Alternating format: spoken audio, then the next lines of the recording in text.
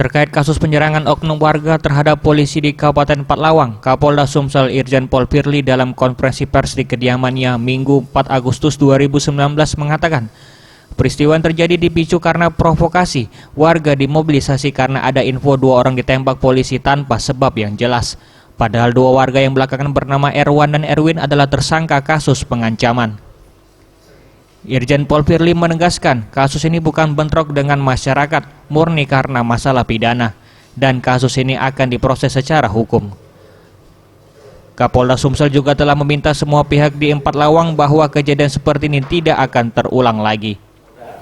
Kesimpulannya adalah perkara yang terjadi di Pathlawang memang ada 3 kejadian dan itu saling berkaitan. Langkah yang kita lakukan pertama, saya tentu melakukan pendekatan terkait dengan tujuan utama kepolisian, yaitu terpeliharanya keamanan tertib masyarakat. Yang kedua, saya lakukan penyelamatan terhadap jiwa manusia.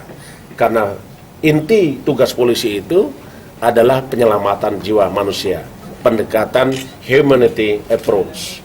Yang kedua, kita lakukan upaya pencegahan supaya tidak terjadi lagi kasus-kasus yang serupa.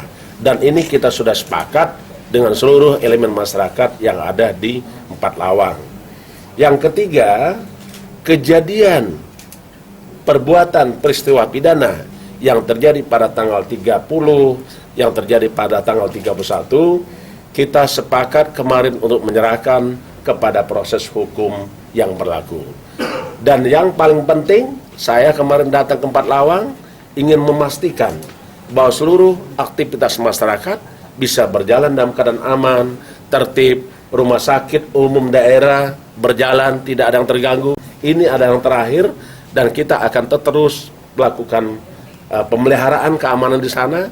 Yang pasti seluruh elemen masyarakat bahu-membahu, kita ikat dalam satu persatuan, semangat bahwa kita adalah satu bangsa, satu daerah, dan satu tanah air.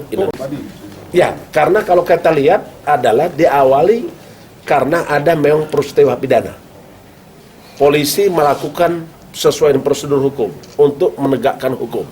Tapi justru polisi, penyidik dari Polsek Ulu Musi itu terjadi perlawanan, bahkan dilakukan serangan dengan senjata tajam. Saya kira itu. Dan ini bukan konflik warga, bukan konflik sosial yang begitu sangat mencekam, tidak. Karena apa? Karena tersangka yang kita, hasil penyidikan kita menunjukkan bahwa pelaku adalah orang per orang. Walaupun dalam satu keluarga. Bukan warga, satu keluarga. Ada orang tuanya, ada saudara sepupunya, ada keponakannya, ada iparnya. Itu yang terjadi. Saya kira selesai.